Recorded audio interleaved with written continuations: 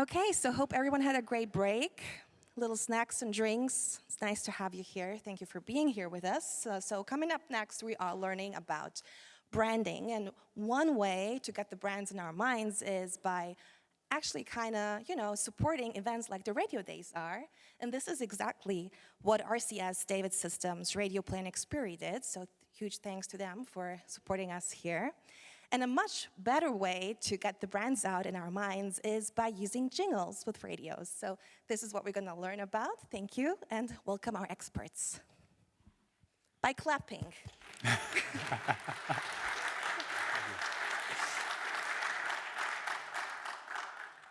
10 seconds to go before... Oh, right.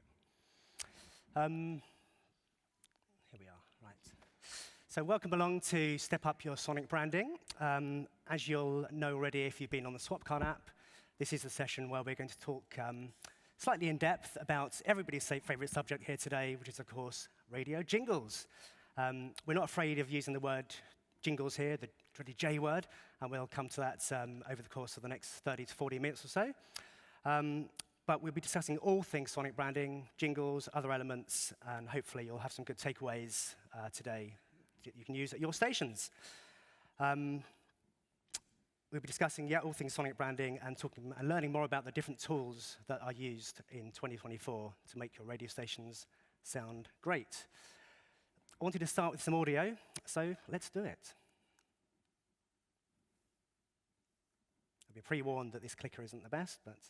10 seconds to go before Radio 1, Tony Blackburn, and Radio 2, Paul Hollingdale. Stand by for switching. Get tuned to Radio 1 or 2. 5, 4, 3. Radio 2, Radio 1, go. The voice of Radio 1.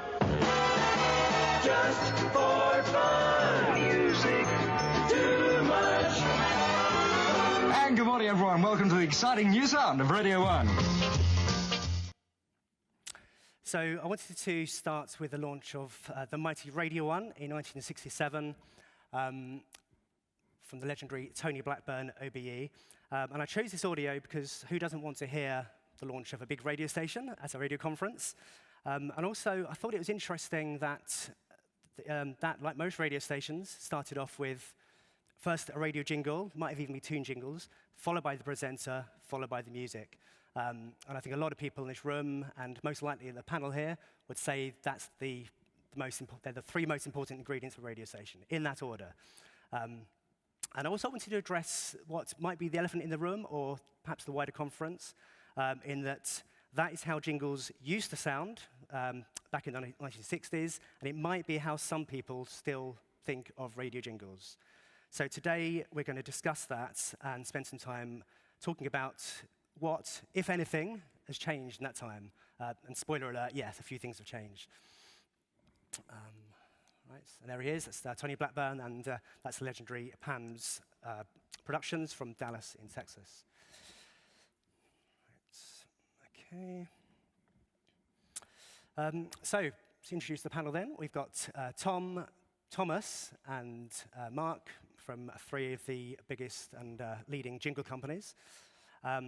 And we're going to learn more about your companies as we go through, but I thought it might be nice to start... Oh, I should introduce myself first as well. Forgot about me. We're not here to talk about me, but my name's Lee. I've got a background in commercial radio, 25 years in the UK, working for brands like Absolute Radio, working for companies like Bauer and Global. Might be a safe space for me to talk about the fact that I'm a lifelong radio jingle fan. Just don't tell anyone outside too much about this. But my girlfriend reminded me a couple of weeks ago that on our first date, she asked me what music I was into, hoping I'd say rock or dance or country. And for some reason, I said, yeah, I quite like listening to radio jingles. So probably shouldn't have announced that here today, but I thought, what the heck. So yeah, as I said, we'll learn more about your companies as we go through. But I thought it might be nice to start to talk about your journeys and just how you got into this crazy world of sonic branding and jingles. And starting with you, Tom. All right. I think, like many people in this room, I played radio when I was about 8 or 9 years old in my bedroom. And it was about the same time that I started to play the piano. as time went on, I didn't play radio anymore, but I kept on playing the piano. So I studied classical piano. I'm a trained pianist. But even while I was studying, there was this like calling from radio. So I started working at a radio station.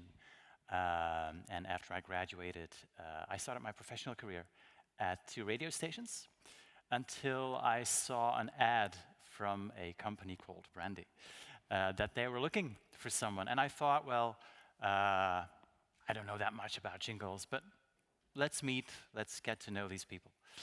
And 6 weeks later, I started working at Brandy, 2006, and the rest is history. Great. Thomas? Like you, Tom, I fell in love with radio at a very young age. There's still photos of me, like as I think a 3-4-year-old kid, hooked to the speaker of a radio, and because I was so captivated by the magic of what we do with radio, the combination of voices on the air and the music that's being played, and the jogs and the content, and also the imaging always fascinated me, the magic of a jingle. So that attracted me to radio.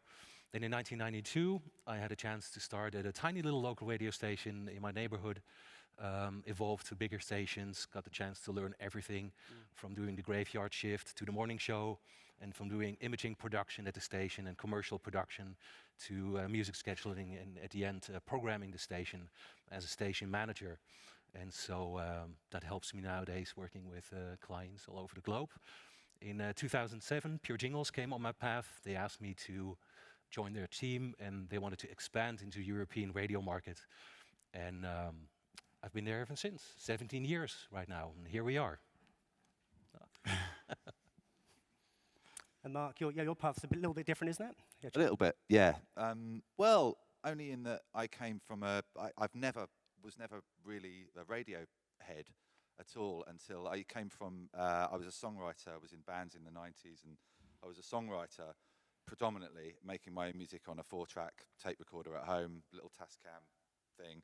And I managed to get a job in the post-production industry in London, doing just as a sparky first of all, and then kind of moving into trying to do music for television. So that's what I knew about until a kind of a fortuitous situation meant I had to leave that industry, and I found a company called Wisebuddah, which I didn't know anything about really. Came here, and I gradually learned about how to take the kind of essence of what a pop song is, and try to sort of squash that down telescope that down into a 10-second radio jingle. But I didn't come from like these guys. I didn't have a radio background particularly, so I've had to learn that since I've been at Wisebuddah. But it's kind of I've appreciated over the years the beauty of radio. But it took me a little while to kind of get used to how to format a radio jingle, as opposed to television music is obviously long form, very different, and how to kind of get that impact into a 10-second piece of music with all of the same elements that a pop hit would have, but a kind of so it's a slightly different angle. But I think we've all reached the sort of same point now. Took me a little while to get there, but it's we've reached a sort of a centre ground after coming from different sides. Great. Okay. So we're going to make this session a little bit interactive. We'll have time for Q&A at the end. And we're also going to have every 10 minutes, in fact the first one will be here in a couple of minutes. Those of us in commercial radio are used to ad breaks. We're not going to have ad breaks, we're going to have jingle breaks. So we're going to play some lovely audio produced by these talented individuals and their companies here. So we'll come to that very, very soon. I just wanted to kind of start just touching on, just in case, what exactly is sonic branding and what is jingle? Just in a few words, just to get us kicked off. We'd like to answer that. Sure. Yeah, why not? I think sonic branding in its essence is using audio and music to leverage a name, to brand. And what is a brand? That's a name with emotion, with feeling. I heard Ellen Kay yesterday saying radio is a transfer of emotion. And I think that is the essence of what we do, adding that layer of emotion to a brand. And of course, when it comes to radio, sonic branding has 2 distinct pillars. I think there's the identity part, saying who you are to the listener, and also giving them a feeling. How are they supposed to feel when you're listening to the station? And the second pillar is functional, is adding flow to a station. You could call the sonic branding on radio, as we're zooming in on radio anyway, like the gearbox for a DJ. Making tempo, slowing down, going for smooth segues or highlighting contrasts. That's the toolbox that we are providing. So identity and functionality, adding all that to a great on-air flow, I think that's the essence of sonic branding for radio. In a way that's going to excite people when they hear, and also in a way that's going to become an earworm, hopefully. It's the goal of any jingle composer or audio branding composer is for it to become an earworm. This is the thing we want, while simultaneously encompassing everything that station is, but just becoming something that people will instantly be able to recall. So if you were to say the name of a radio station, they will. The sort of holy grail is if you say the station, someone sings the hook back to you, and that's what we're all kind of. That's the holy grail of what we're always trying to attain. Yeah. It's a rare thing when it happens, but that's the goal really for that to become the identity of that station in terms of audio. Great, yeah. I was going to ask you, Thomas, well, all three of you, but in 2024, it's really obvious every department in radio stations and other brands, they're all chasing that money, and in my experience, I found it's quite easy to say, you know what, let's leave the sonic branding refresh to next year, or let's spend a bit less this year. But obviously, to me, it's very important that doesn't happen. So why would you say in 2024, a radio station or a radio brand or an audio brand should definitely invest in their audio identity and their sonic branding? Well, radio is, of course, a medium of audio, so you can do it. You can use it for self-promotion on the air, but it's much more than that. It's actually a brand marketing tool that you can use in all kinds of different touch points. Besides just radio, of course, super important. But nowadays, your audience is, as you know, it's online. It's also, it's not just on air. It's online. It's on the ground, and especially online, there are so many different touch points where you can find your target audience or your target persona. If you know their media behavior, you can find them on the right platforms. And those platforms have their specifics. So music for TikTok will be super short branding, whereas on YouTube it might be a little bit more long form branding because the content is long form. And you can adapt your sonic branding to these different platforms to reach and engage your audience and activate your audience everywhere. So we see it as an essential brand marketing tool across much more than just radio.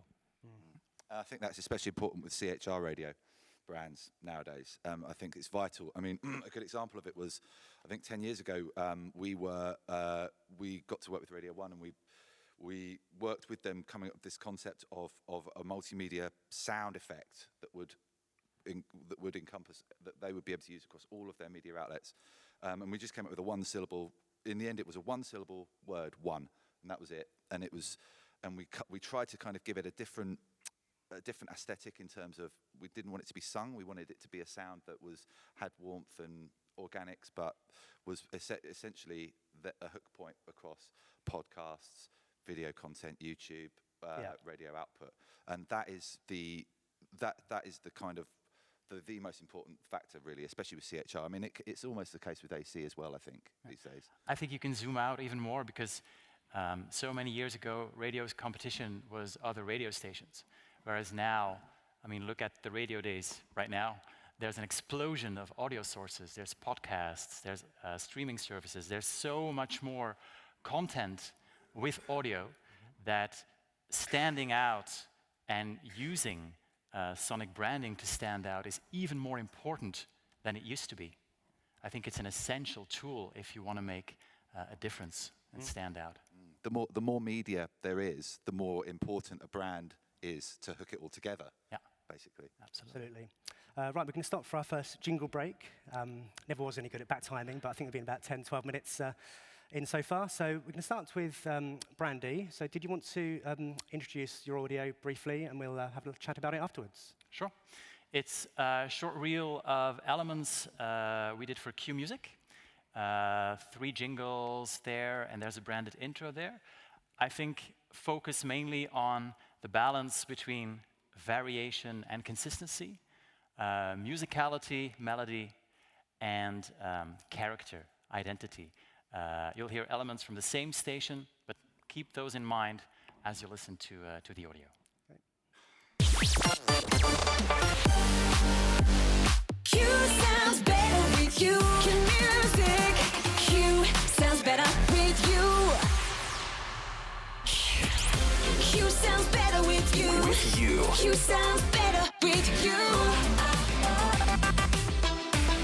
Q music. Q music. Under maximum hits. Q sounds better with you. Baby, you can find me under the lights. Q music. Q music. Hey, yeah. Q music. Q sounds better with you. Great, I think it deserves a round of applause. Very nice. Hope that somebody got, at least one person had some goosebumps there, or maybe it's just me. All of us, I think. Yeah, all of us, yeah. So yeah, some great audio there from Brandy. They're a European consultancy agency and producer of custom-made branding tools for radio and television. So did you want to talk a bit more about anything in particular and the process? Yeah, I think what's really nice about the branding that we can do for Q is, as I mentioned, the balance between consistency and variation. You hear that there are elements that are coming back in all the tools. There's the recognizable sonic logo. There is the vocals, which are really recognizable in sound. There's so much there that's coming back, while at the same time, every track is really different. The structure is different, the beginnings, the endings are different. There's a wide variety in musical styles, while still retaining that punch and that energy you want in hit radio branding. I think second part is music and melody, which is really important in everything we do for Q. There should always be this singable hook. As Mark just said, we're creating like the essence of a pop song in 10 seconds. That's definitely the case for Q Music, where we always aim for branding that feels very contemporary, but still feels very musical, and that there's a melodic hook. And I think the third part is character and identity. There are some bold choices there in the sound of the vocalists, which have been cast very specifically for Q. Some treatments and processing we do. And I think all those elements combined, it's not just a jingle package, it's like a sonic universe that you can create, and that gives you the foundation where you can build on for years. It doesn't sound like it's always the same. It feels familiar, but yes, yet it always has this bit of a different twist to it. Let's keep it fresh. And that's the way we approach things for Q Music. Great, thank you very much. To say, I think it's a fantastic strapline as well. I think it works really well. It's one of those stations where you hear, it's what I was saying earlier about an earworm. It is, Q sounds better with you. It just is. It just feels inevitable and it feels right. That's what we're always trying to get to, is to make it sound as simple as possible when it actually isn't. I think, to chime in on that it's actually an underused asset that many stations have. That's their strapline. Yeah. Because I see and hear so many straplines that are almost very cliche or sound very functional, but they don't have a feeling. There's no emotional layer. And I think if you have like a gem of a strapline where there's a feeling there, where you can feel that you can use that to build on, it can often be more interesting than just the name of the station. And of course, it's specifically done that the name of the station and the strapline, that they're kind of glued together, because it gives you so much more breadth in how you can produce. But I think for many stations, that is something really to think about, how they could leverage that. Yeah. And I like that the audio logo is longer this way. If you have an audio logo melody for your strapline as well, your positioning statement or your slogan, the melody becomes even more memorable because there's only so much combinations you can make with cue music or NRJ, for example, in one of our clients. So if you do a little bit more with your strapline, you can give it like a musical recognition. It will be much more memorable in terms of like an earworm, ear con. 100%. If we get asked to do the longer the strapline, within reason, if it's a decent length, it makes me feel good because it's like, okay, we've got options here. We can do things with this melody. You can actually turn it into something. So that's always from a musical composition point of view. We even know of stations who don't use a certain strapline or frequency anymore, but they used to have a melody for it. For example, Mix Megapol in Stockholm, it's one of the top-rated AC stations. They used to have a frequency 104,5, 104.5, and then Mix Megapol. Now the frequency isn't sung anymore, but the listeners, they know that logo. Da-da-da-da-da-da-da-da-da-da. So the 7-note pre-logo really belongs to the station. So that's why we keep it in the jingles. I wanted to dive into the process a little bit, because clearly there are only so many notes and chords, yet there are tens of thousands, probably hundreds of radio stations around the world. So how do you actually go into developing that distinctive sound for a radio station? Because you can't afford to have any of your clients' competing stations really sounding remotely the same in their audio branding. So just approaching that process. I mean, if it's an existing logo, obviously, then it's existing and we can't change it. But if we're having to come up with a new logo in a marketplace, it can be a complicated process because you have to you have to research not only what logos are currently on air, but also what logos have been on air in the past. And that gets extremely complicated when you have it's okay if you have a logo that's made up of 4 or 5 or 6 notes. Again, as I said before, you have options then.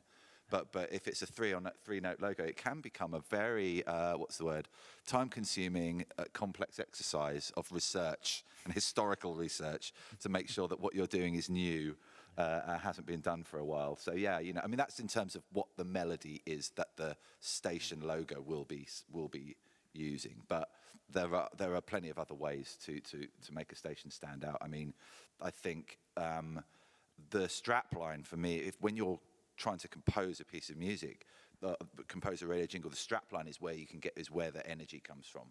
It's where the vibe comes from. It's where the kind of goosebumps moment can appear, because you can sing that like the highest part of the second chorus of a pop record. That's what you can do with that. The end logo is always more the kind of the functional. Okay, this is who we are. So to answer your question, if you have the more options that we are given as carpenters, we are people that will just build what we are asked to build as best we can. But the more options we get in terms of content that we can put into this stuff, the better they'll sound. Stepping away from the actual sonic logo, but on the same kind of topic about the briefing process, if anybody, say in this room now, is considering approaching a company like one of yours, what's the thing they should consider most of all at the beginning of that process? What should they come to you with, or what should they start thinking about today and tomorrow and next week before they approach you? What do you recommend? I think it all starts with the strategy first. Yeah. Like, what do you want the package or your branding to do for you? Do you want to evolve as a station? Do you want the package to highlight the current brand you are right now, or do you want to correct your image in some way, like making the branding sound fresher than the music you play? So that's the first thing, trying to see big picture, where are we going before zooming into the details. And then it's just, like Mark said, doing a lot of research, listening, and the briefing process can be very different sometimes. Some stations come to you with a very detailed briefing, cut per cut. This is the style, this is the tempo, this is what we want.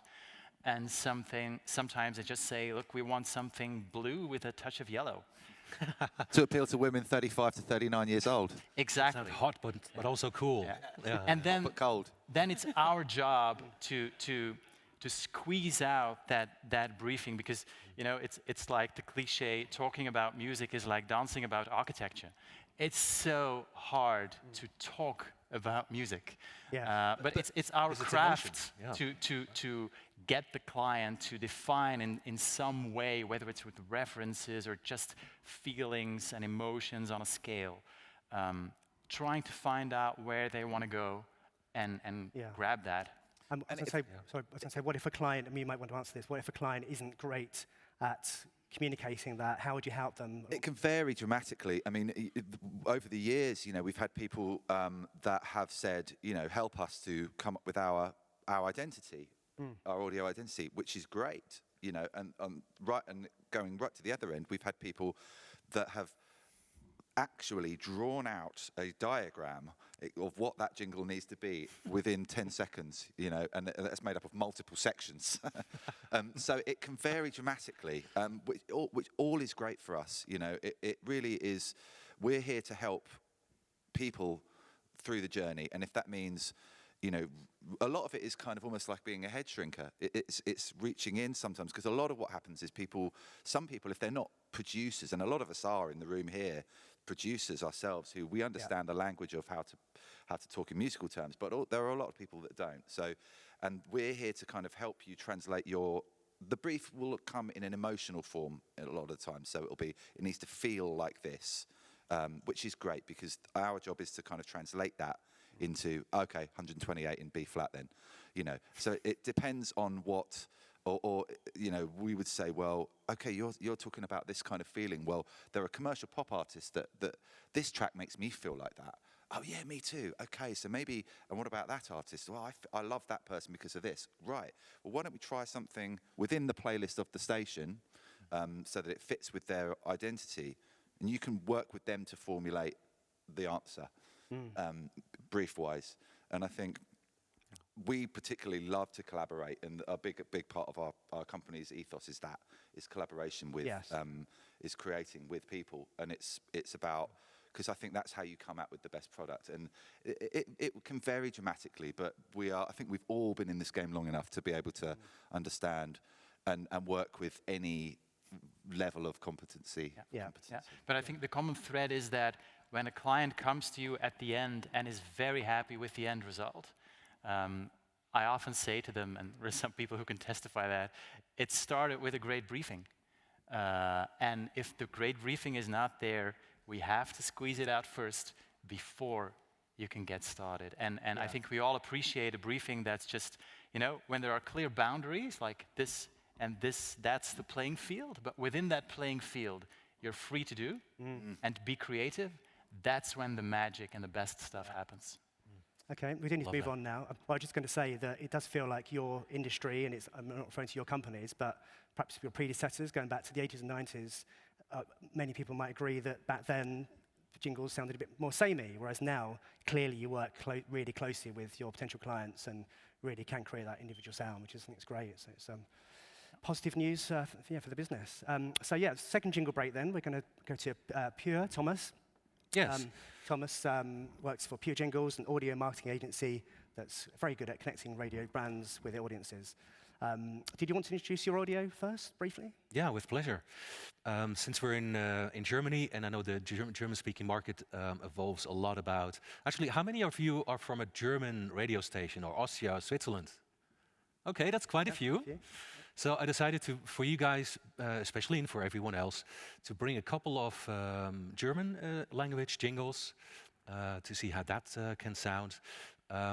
These are two radio stations that are both classic hits driven, and they both had a perception of playing a lot of oldies music, even while the playlist has evolved since then. They play a lot of 80s and 90s music, a little bit of 70s, almost no 60s anymore, but they still had that perception of being an older radio station. So they wanted to refresh that perception. And both of these stations are also in a very competitive market, where a lot of other stations are beaming in, especially the first station you're going to hear, ORF Radio Vorarlberg in Vorarlberg. They have competition from 3 countries and 1 region from Austria beaming into their market. So they wanted to make a difference with audio branding like this.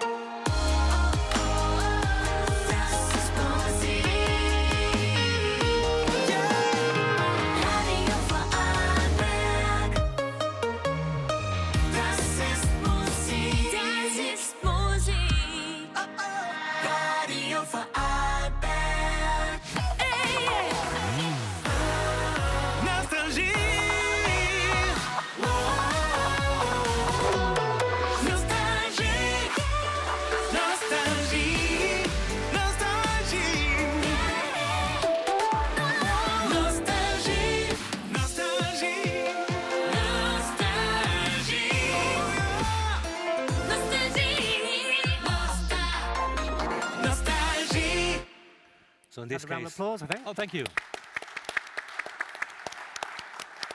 We deliberately went a little bit younger than the playlists. We felt like, and the clients felt too, like the jingles could stand out a little bit more and have that feeling of a modern radio station of today, because the classic hits playlist doesn't really change, right? The songs are the same songs all the time. And so that's the story behind these jingles. And furthermore, the last jingle package, you may have noticed that there's only the station name in there. There's no slogan in there. That was done deliberately because the ratings in France, the médiamétrie, is based on recall only. So people get a phone call or have a diary where they're being asked, what station have you heard yesterday? So they fully focus on just the station name, nothing else. And it was a little creative challenge to sometimes 4 times sing the station name in one jingle. I didn't know that. That's fascinating. That's how they measure. That's how they measure success, by recall. Recall. Wow. That's the producer's challenge. Yep. I wanted to ask you, 3 of you, about the sonic branding process. Is there something that, as part of that process, that may surprise the audience here today, or just the man on the street, or woman on the street, of course? That's the question, really. It's not easy, is it? It's not, you can't knock up a jingle. It's a lot of work goes into it, and I wanted to just touch on that. And what would be the biggest surprise? I mean, it varies dramatically every time. I mean, I can sort of say how I would sort of approach beginning a project. I mean, it depends on, obviously, if it's a station that I know really well already, and I know what their vibe is, I know what they play, I know what their sound is, it's easier because I understand what I have to do from the outset. But if it's a station, we worked with a station in Germany. It was part of the Deutschland Funk group. It was a station called Nova, and it was one of the most interesting projects I've ever done, because I didn't know any of the records that they were playing at all. And so it was a voyage of discovery. So you end up going in, and it was all very sort of underground indie music. And so really the only way to do that is to obviously listen to the station, but it becomes more difficult when it's not your native language. So I just made a huge playlist of all of the tracks that were on there, and you spend a while listening to that, and you kind of understand what the vibe is of what you need to make. So I'd say echo what Tom said earlier on about, you have to know what the proposition is before you start. Yes. Because otherwise, and that can take a long time. And people have gone wrong here where they haven't quite grasped that before they begin, and myself included, where you will start something and you won't really understand what that station is all about. And then that's where you send stuff and it comes back, unhappy. So I'd say that's the most important thing. Understand what you're going to make, and also talk to the station about what you are planning to make as well, so they understand what they're going to receive from you, to avoid any unwelcome surprises there too. So inspiration really is learning from the music, I would say make a big playlist. If you're a writer and you're going to work with the station, just dive in, understand it if you don't already, and talk to the station, tell them what you are planning to do, get their buy-in before you begin, and then hopefully you'll be all right. Okay. It's not always, but I think, I personally, I don't know if you guys feel the same, when you start a project, you feel like you're at the bottom of a mountain. Oh, yeah. Yeah. And you think, how am I going to get up there? And it's the same in a lot of creative industries. You think, how am I going to get there? And eventually, you just find yourself there. But it's daunting at first. Those are actually the most fun. When you look back, the projects that in the beginning you think like, oh my God, if I had hair, I would scratch it. How am I going to do this? But looking back and you deliver a project and the client is happy, and those are the projects that stay with you for years because they're so fulfilling, and you know that you took that creative challenge and you took it home. That's very rewarding, and when you hear it on the air and you even get goosebumps from hearing it all click together, that's sheer magic. Yeah. Okay, we're going to move on to the final jingle break in just a second. We are running out of time. Just wanted to touch on non-radio. So obviously there's been a big audio explosion. That's happening right now, getting bigger and bigger. Do you work with brands other than just radio? And do you see that as part of your future? Tom or Thomas? Yeah. So we have a second label actually, apart from pure jingles, which obviously is for radio. Okay. We have a second label which is called Pure Audio, and that's a service for companies or NGOs, for example, who want a corporate or like a broader brand identity sound apart from radio, because obviously they don't have radio. So for them, we create like branded music. One of the clients, for example, is Brussels Airlines, and for them we created music for their TV commercials, radio commercials, but also like music that you're hearing while you're on the hold on a phone line, and also onboard music for on the plane. So the opportunities are endless, right? You have apps, you have social media, website sounds. You can take sonic branding, as I said at the beginning, to such a higher degree, and then present your brand everywhere your audience is with the magic of audio. And we do commercial brands as well, and it's funny how you can take a lot of like the approaches you use in radio imaging and translate that to advertising, where some of the stuff we do sounds new and sounds different because they're not used to creative directors to stuff being very memorable and melodic and all that. But that is the strongest branding, as was, I think, in this room yesterday demonstrated by Mark from Radio Center as well. We've done podcasts as well. That's a very different business. Also because, especially in our small language area, the business model is not really there yet.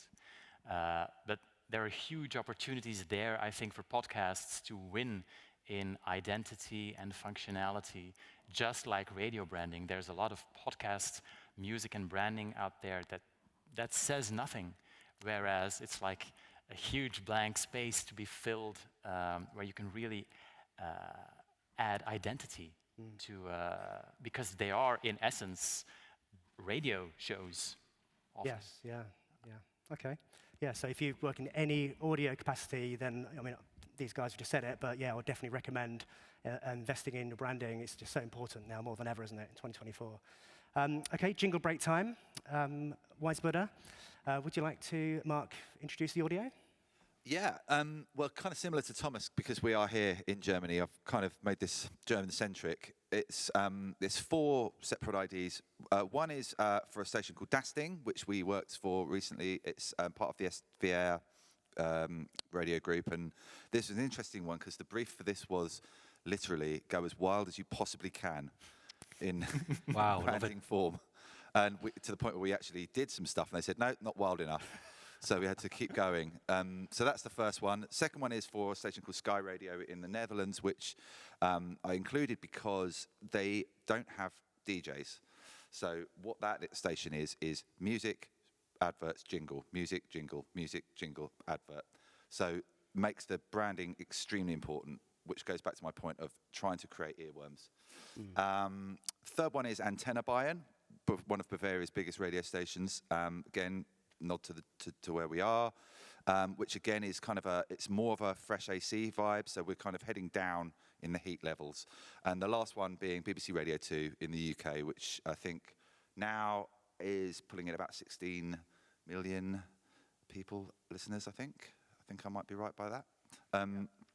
Huge station. And that is a very, very kind of DJ-focused station in terms of every jingle has its own identity because it's for specific DJs who themselves have their own identity. So very kind of mixed bag of things, really. Great, let's play the audio. Flavour. Yep.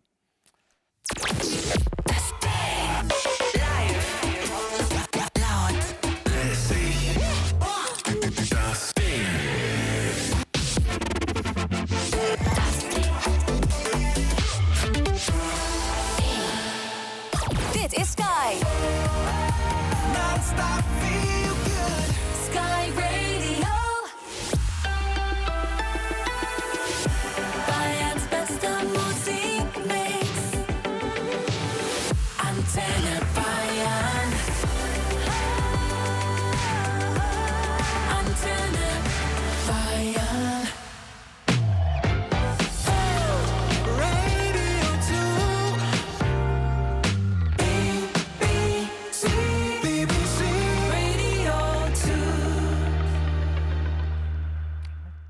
round of applause.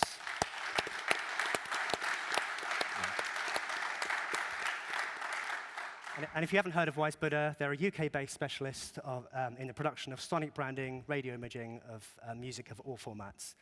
We do need to wrap up in a couple of moments, so we'll have time for a question or two. But I just wanted to, one more thing. Do you have anything more to say about the audio? Because I know you've had a I could talk all night about it, so I'll let you move on. It's fine. We did discuss this earlier.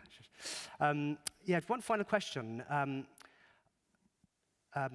Let's assume there's a programmer in the audience today, and actually, I was going to say, sorry. Yes, forget that. Running out of time. Can you pick one format, one radio format, and what would you advise that format, station of that format, absolutely does do? Or doesn't do as well? Well, for CHR, I mean, I think, well, it's kind of following on what we've said, really. For CHR radio, having a sonic identity that is usable across, that works across multimedia is the biggest thing that we've been asked for of late. Is creating a brand identity that will cut through across. Will work on your phone, will work in your car, will work on a podcast, will work on branded intros. The days of a 30-second long jingle that is the song for that brand are over, because it needs to be really versatile, doesn't it? To use it anywhere. Yeah. Yeah. As we said, you know, the more media, the more platforms there are to deliver content on, the more important it is to tie it all as one. Great. Okay, another format. Let's maybe go with news talk, because we heard a lot of melodical jingles, and they're often inspired by the music playlist, of course, of the station, especially in CHR. As the music cycle evolves constantly, you want to update your jingle package all the time to stay on top of that. But to pick a totally different format like news talk, why not? There's a station in Belgium that we work with, VRT Radio 1 of the public broadcaster, and they are full service AC. They have a lot of news talk and quality content, but also an eclectic playlist. And we thought, well, we can base the jingles on the music, so make it slightly alternative. But because the playlist is so eclectic, we figured, why not make a jingle package that's not influenced by the playlist at all, and create something that is more like an image driver. So a jingle package that stands out in and of itself, not necessarily inspired by the music, and therefore maybe, hopefully, stands out even more, and is more like a sound of the station than a sound of the music that's being played. And for that, we also went away from the traditional, CNN and Fox, big orchestral sounds, and went very minimalist and eclectic, and it gave the station a whole different vibe, like, very friendly, very interested in the audience, sounds of curiosity were in there. And that's another way to go about it. So it doesn't always have to be, also, that's what I want to give away as a takeaway. If you want to make a statement, it doesn't always have to be big and bold. You can also go minimalist and a little bit more modest, and therefore stand out even more. That can tend to have more longevity as well. That can tend to work for a longer airtime and burn slower. Yeah. Tom, do you have a format in mind? I was also thinking of news talk, and I think a lot of public broadcasters do classical music as well. We have done classical station, and I think there's a huge opportunity there as well to add functionality in whether it's classical or news talk imaging. I hear a lot of imaging that's great music on its own, and it sounds fantastic, but you feel that it's lacking in on-air functionality. And if you look at it from a consultant's perspective, it's always like it's not doing everything it can potentially do. And there's still huge opportunities there, I think, to win and make the radio stronger, keep listeners listening longer, and create a better on-air flow. I think there's plenty there to keep us all entertained for a while. Right. Okay, well, thank you very much. I think we are completely out of time. I strongly recommend anybody here today tracks down these guys and has some productive conversations while you're here. And of course, you can get in touch with them at a later date if you would like. Do check out the websites, brandy-jingles.com, purejingles.com/RDE, or you can visit their booth in the exhibition hall, Pure Jingles, and wisebuddah.com. And Thomas, also, you're doing a talk this afternoon as well, so do check that out. we got time for a question, maybe? Just a quick question? I'm sorry, I'm afraid we're running out of time. I We gotta are. be the bad guy in Okay. this case and say no. But anyone who's left with open questions right now, come up to the front and talk to them. So thank you for being here with us and Thank you very much. sharing. Thank you for having us. Thank you Thanks guys. for coming. Anyone who's interested in AI, like afterwards in about 50 minutes, you can come up here again. Thank you.